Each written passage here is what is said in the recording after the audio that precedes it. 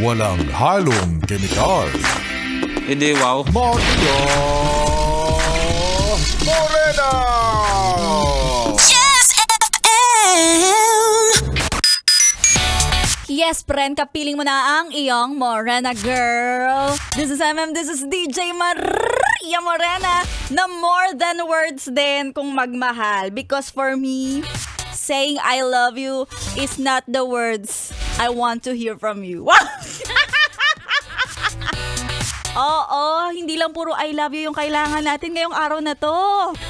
Yes, friend, hindi tayo mabubuhay, hindi tayo pwedeng I love you lang tapos kakalimutan na natin na gutom tayo.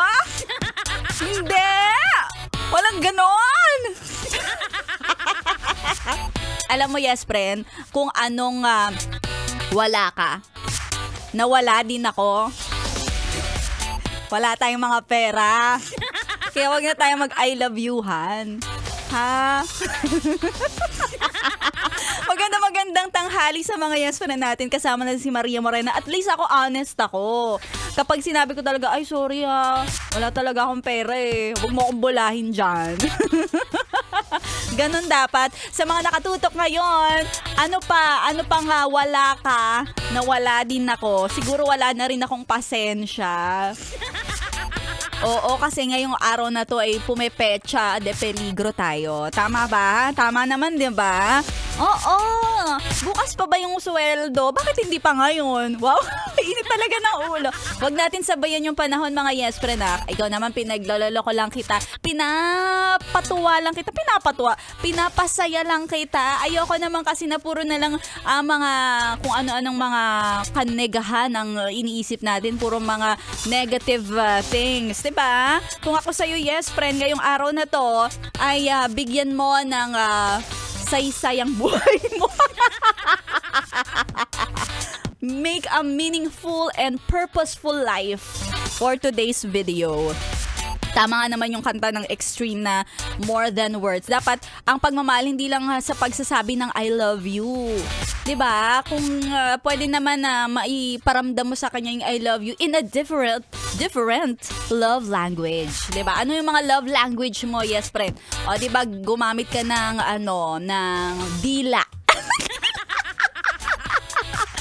O magluto ka ng dila ng baka, lengua. Ayan, masarap yan.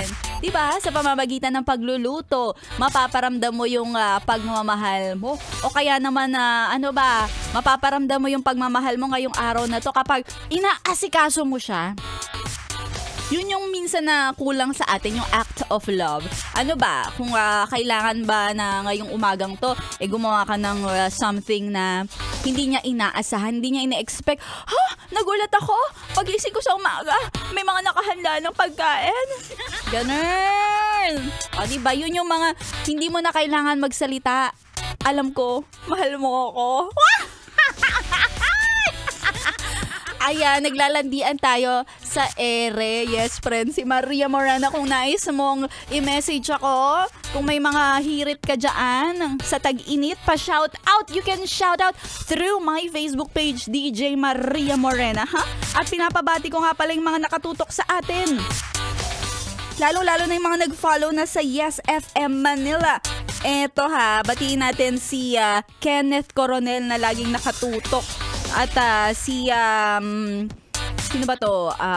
Lumontad, Torny Tibio, at si Edwin, si Jobert, si Rolly na laging nakatutok sa 11.1 Yes FM.